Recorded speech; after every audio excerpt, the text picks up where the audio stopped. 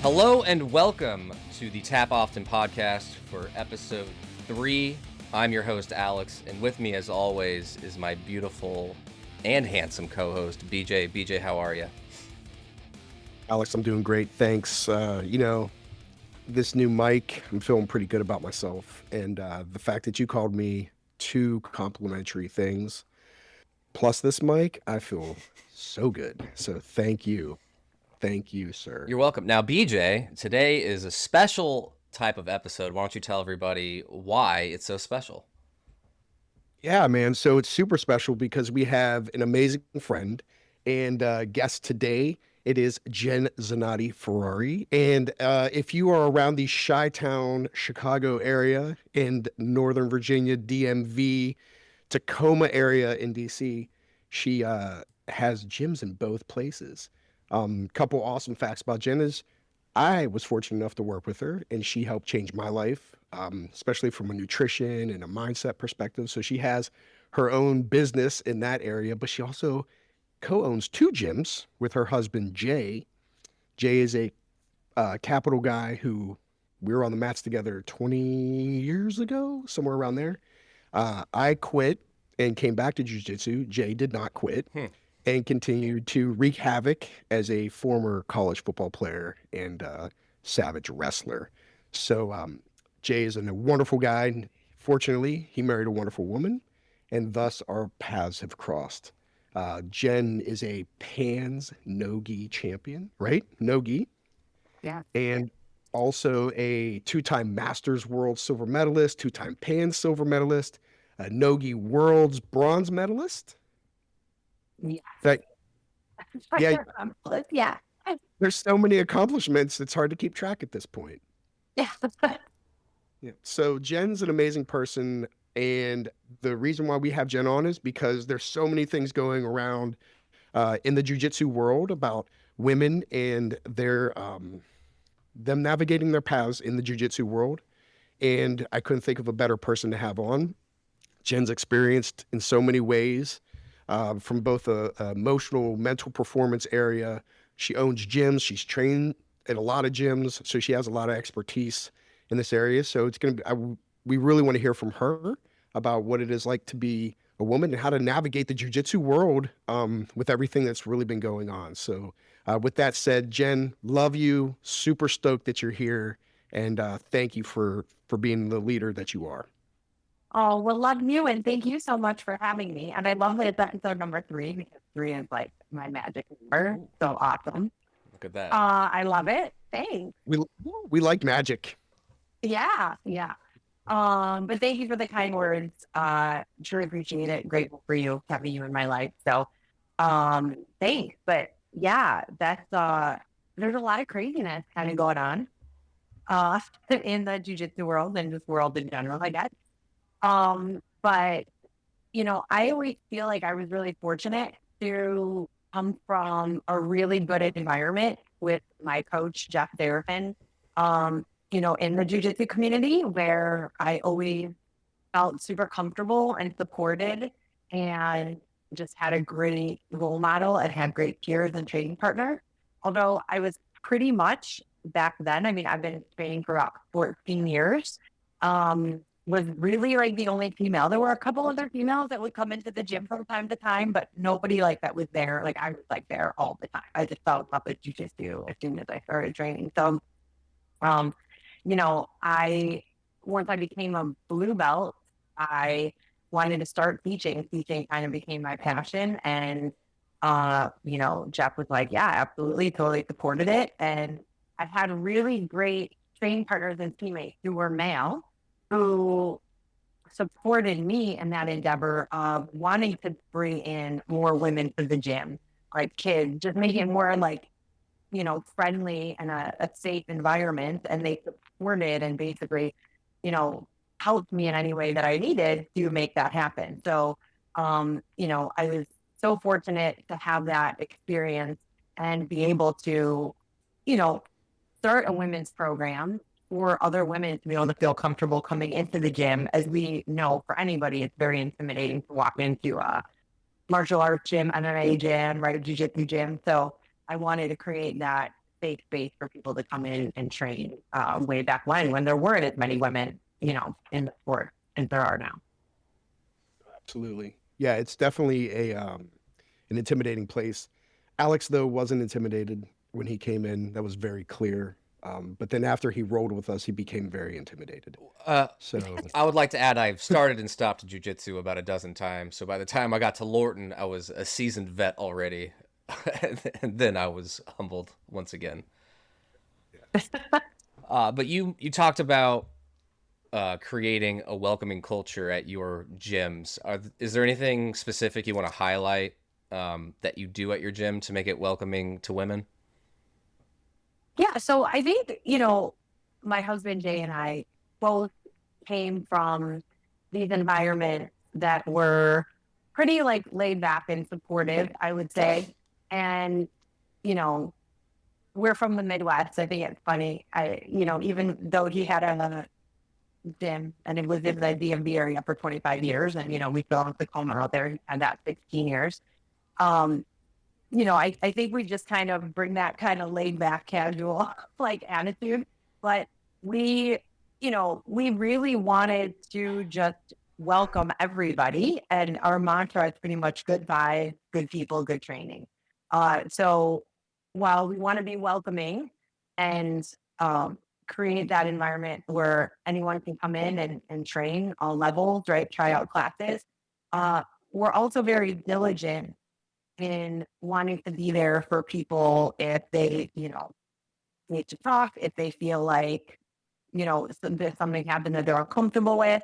I feel like you as a leader needs to also take note of and recognize or, you know, help anybody in a situation where they feel like, you know, maybe something happened on or off the mat, or, you need to be present in taking care of something that might have made somebody feel uncomfortable from the get-go, right? So I think being in that position where, you are just there for your students and you relay that message that, we're always here to talk if you need to talk about anything. We're very approachable. We want people to feel like they can come to us if something uncomfortable may have happened. And I think that's just really important, that messaging. And also just, creating that, I think, lead by example, you know, mantra of like, we're going to stick to that good vibe, right?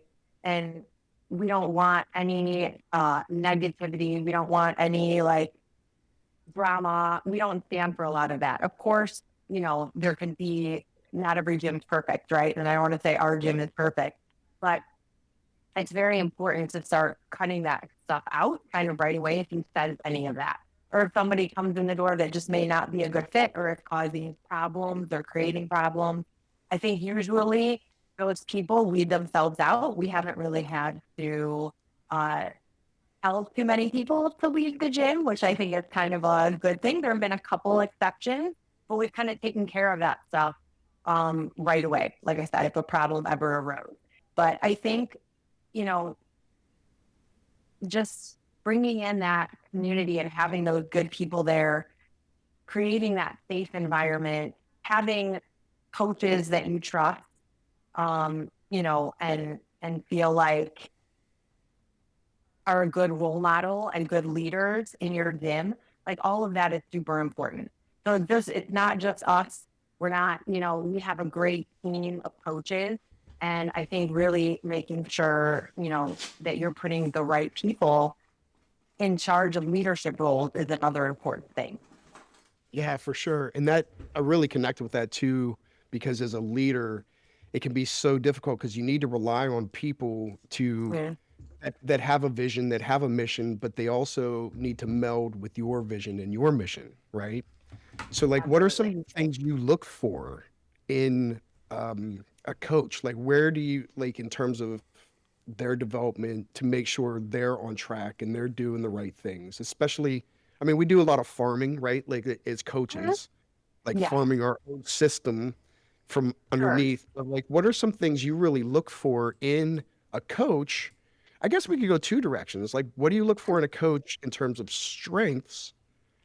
And then what do you look for as red flags?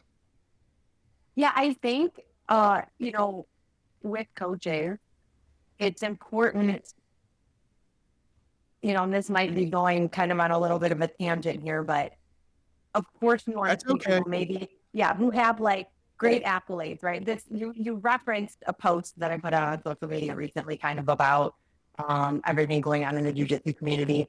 And I've always said this, like, listen, I don't care if you're a black belt, if you are a multiple time world champion, if you're not a good human being, you know, I just kind of don't really care.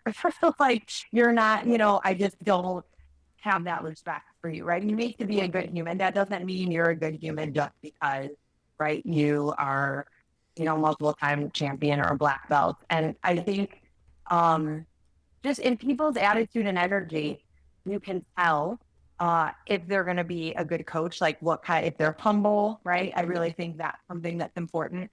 Um, Technical, great communication skills with people, approachable. I think also just having a little bit more, not so much of kind of like a hard vibe, but just being able to laugh and have fun and not take things so seriously. If there's too much of this, you know, loyalty or, you must respect me and call me, professor. I just sometimes that's a little bit of like a red flag. So I think just really like laid back, cool people who have a lot of experience. I've gotten a lot of our coaches through references from other people that I've known for a long time in that same jiu-jitsu or Muay Thai community, martial arts community. And I think that's a great way to vet people, watch people teach a class, see how they communicate with other people and students.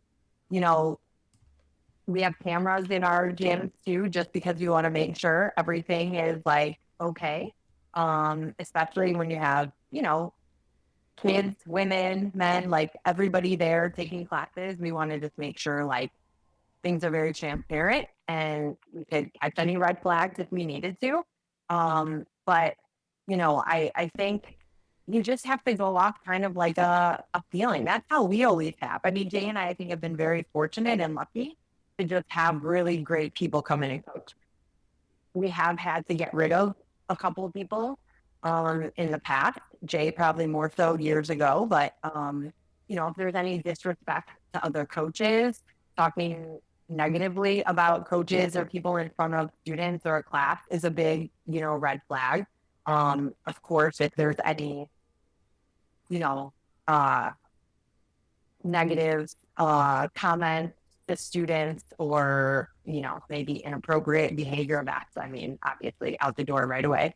We wouldn't stand for anything like that. But, I think we had a scenario like that years ago with one of our coaches, and it started becoming very apparent that maybe we weren't kind of like our visions weren't on the same, path. They weren't matching very well. And just started talking negatively about other coaches in front of kids and classes. And we just had to have, a couple conversations and then it was like this just isn't working out. So yeah. Yes. I found that that's always a tough one, right? Like, and how you feel confident in enough as a leader to have those, critical conversations with a person. Yeah, it's important. I mean, I feel like people can see it, right? If there's something that is making others uncomfortable, students or like parents there or members, I feel like that ripples through the gym. You feel that energy, right? And you don't want to allow that to happen. Like we work really hard to create this great energy and environment, and this should be a place that people feel safe going to, right? We're teaching people how to defend themselves, right? And that's how to feel safe and confident and empowered. So it's important that you protect that and that it's, a place that you feel happy going to. So as soon as something starts kind of feeling negative or isn't really matching with that vibe, you have to address it because that can spread. That toxicity can spread throughout the whole gym and just destroy that environment.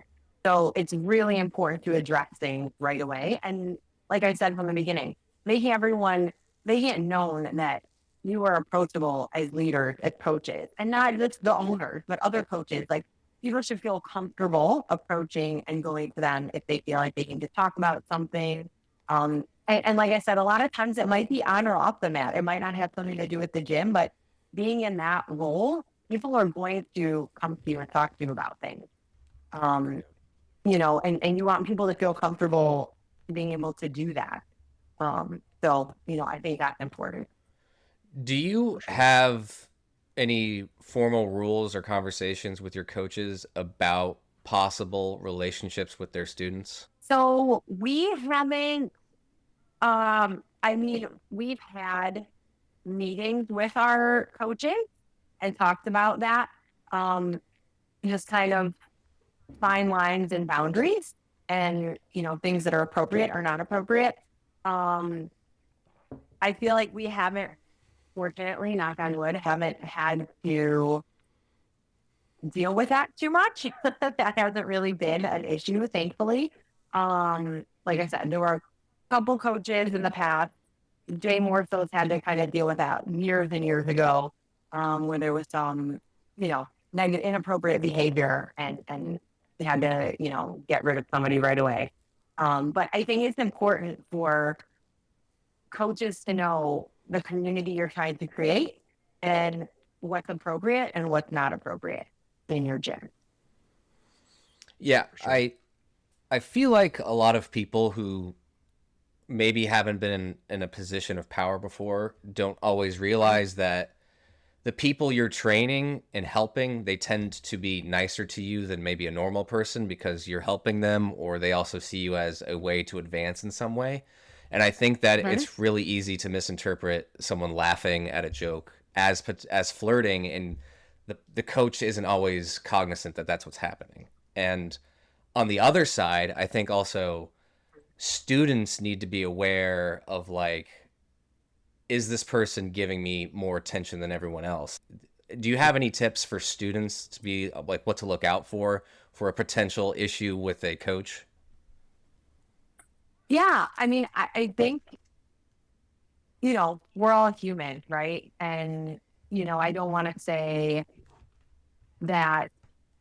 I think we all know probably like jujitsu relationships that have worked out, right? And people have met through training and through jujitsu. And I met my husband through jujitsu. And so just like anywhere else outside of this environment, right? You can meet somebody. And if you're doing something you love and you happen to meet someone there, right? That's even better. But with, when it comes to a coach and a student, that's where you have to just be very cautious and careful. I think students need to, if they ever, I'm really like, and I don't want to say it's just these specific things, but I feel like people really have to trust their gut.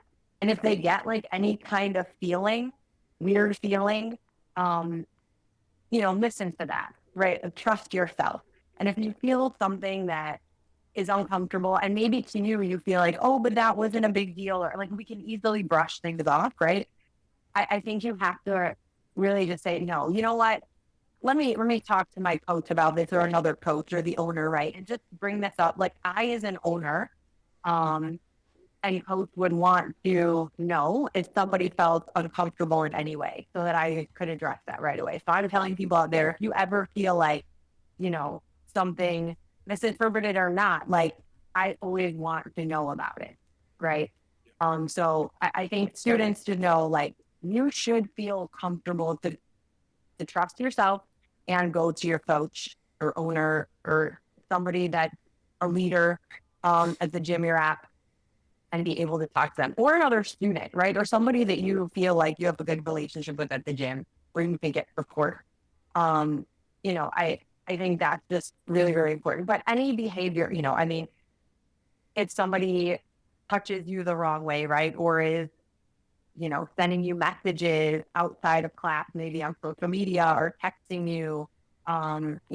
If they're trying to constantly, a coach is trying to maybe constantly partner with you versus letting you work with other people. Just comments in passing. I mean, any of that, I feel like a lot of it is obvious, but it may not be so obvious because we are in such an intimate and cold sport that sometimes you may misread things or think you've misread them. But yet, I feel like you really need to trust your gut and know it, because we can all roll and it's a very close contact sport. But I feel like, yeah, sometimes maybe we can end up in, uncomfortable positions, as we always do in jiu-jitsu. But I feel like, especially if you feel maybe somebody touched you inappropriately, anything like that, that's pretty obvious. I feel like someone has to intentionally do that. So I feel if anything like that happens, I mean, you need to go to somebody right away and talk about it. Yeah, I think of like two things that, like as you said, that kind of stick out in my mind is even if you're new and you have no experience with grappling, like wrestling or like wrestling around, with another person, but like that trust of your gut, because fortunately I've never been on either end of the situation in jiu-jitsu, but we know when we're being touched in a way that's not comfortable, like like innately, because it happens in like I've had it happen in my job place before, right? Like Sure. Yeah. words would like people, like touch your shoulder or something. I'm like, I don't like how that, that's no. Yeah. And I think that's hard, right? Or you have to trust your gut. Like you have to really, and it's because it's a hard thing to grapple with. Really, what doesn't sit right, and trusting your instincts to separate yourself. But I also heard two things. One was, you and Jay met on the mat, but I think it's also important, like you weren't, it wasn't a position of authority with a subordinate, right? Yeah. And I think, yes, like people of authority can end up having relationships with somebody who is a subordinate and it works out, it's fine, like everything. But I think it's also like if you need to check that too, where you're like, I have a position of authority over this person. So it's really, I need to check that, right? Like I need to say, if a relationship does evolve, like I think that's where you have to be the leader and say, I can't be your coach right now. This is the right thing to do for me to become a peer, not a position of authority. Because I just think ethically that's the right thing to do, right? Absolutely. Especially if you're the owner of a gym. Yeah, for sure. I was going to say, if something like that happens and you're a coach at a gym, and there's a student and a relationship is forming, like I think you need to talk to the owner of that school or the person that's in the lead. If that's yourself, you do have to kind of maybe step out of that position or be like, hey, maybe you need to go to these other classes that I'm not the instructor, right? Like there's ways to address it and acknowledge it. And we don't want to say it's always going to be a negative thing, right? It could be a very positive thing, but I think if you address it the right way, going from the start, then it's all right. It's all good. Yeah, it's all good. Yeah. Exactly. And it can even be you're coaching the class and you have someone who's assisting you. Like Alex and I have coached many classes together, and you lead instruction, but you're not the one who's going over there giving feedback, right? Like, the other person. There's ways to make it healthy, right? And sure. Absolutely. I think circling back to what you said about approaching another coach or the owner of the gym if something bad happens. With the ATOS situation, one of the former students, Alexa Hurst, who came out, she went to the owners or the other coaches, and she even went to Andre's wife. And I think one thing that I found very disappointing was that everyone ignored her. So in that situation, what would you advise someone to do? I guess besides just leaving the gym, do you try and still call it out while you're at the gym, or do you think it just makes more sense to get out of that obviously toxic gym situation? Yeah. I mean, that's devastating to me that people ignored, right? Especially people in power roles, um, didn't address or do anything. Like I said, at the end of the day, like we are trying to teach people how to be safe and protect themselves. And I feel like we should be protecting our students, right? Like that's our job, right? And to not do that, right? And in something like as serious as that is just devastating. And I think there's so many great gyms out there, and it just puts like it just sheds so much negativity, right? Because it's like, how can you're not leading by example, and like that's horrible. Um, but I feel like if you can go to other people, if that coach is not somebody that's going to listen to you, going to other students or teammates, right, and talking to them. If it's something that's very serious, I mean, and it's a toxic environment, I'd encourage you to just leave the gym and to get out of the gym. Depending on the severity, if you need to go to authorities, if you know other gym owners in the area, and you can, I know that can be tricky sometimes, but we have a great, like in the DMV, great community of people, right? Here in Chicago, great community of people. I've cross-trained with so many people here. I know so many gym owners. I know people who have been mentors and friends. Like, I feel like if you can, you know, talk to those people, there's relationships you form in maybe other gyms or areas that you feel more comfortable talking to those people. Maybe that's a place that you can continue training. Hopefully, stop training because of something like that, like training or just so there's so many positive aspects, but unfortunately, right, that just dampers that for so many that have experienced, you know, negative moments. So I think being able to, if it's extremely toxic, I would leave the gym. If you can, find support in other areas or avenues where people will listen to you and help you, I think that's important. But if you feel like you're in an uncomfortable situation and not safe, you need to leave. So we've talked about what women should do in these situations and their experiences. Do you have any advice for men about how we can make the gym a more accepting and comfortable place for women? Yeah, like I said, I've had so many great male training partners that I feel like our family, our brothers have always supported me. Um, you know, like, don't be weird. I just like, don't be like, it's, um, just like, I want to say, everybody, is equal on the mat and should be treated as such. Uh, you become very close with your training partners. You become like family. I think just, you know, no weird conversation. I know it's hard for guys sometimes to like, you feel like you want to be a little extra cautious, right? I just think showing the same respect to your female training partners and your male training partners. Also, I mean, this is a whole other conversation about just like how you can roll with women depending through a few like size difference, things like that, right? But just as standard protocol, like, you know, just don't be weird. That's basically my biggest thing.